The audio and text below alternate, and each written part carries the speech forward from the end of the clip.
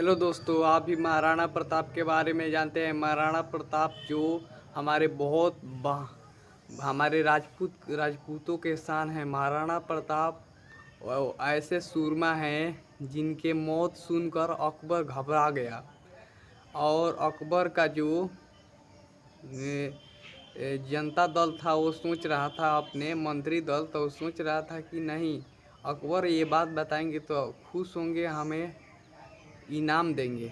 लेकिन ऐसा नहीं था। अकबर महाराणा प्रताप के मृत्यु पर शोकाकुल हो गया और तानसेन ने एक गीत गाया, आपको थोड़ा सा सुनाएंगे कि जब तक जिया वो डूब गया सूरज धरती का, जब तक जिया लड़ा वीर वो रुका नहीं, वो झुका नहीं, वो प्रताप। दोस्तों, हमारा भी यूट्यूब चैनल है, हम भी राजपूत हैं।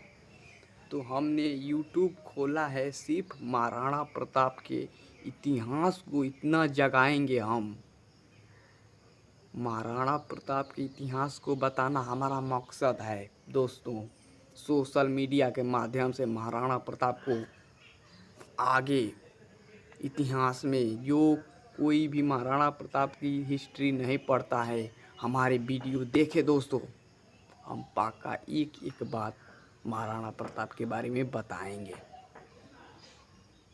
और हमारे चैनल को सब्सक्राइब जरूर कीजिए दोस्तों, कि हम आपके सेवा में महाराणा प्रताप के बारे में बताएं।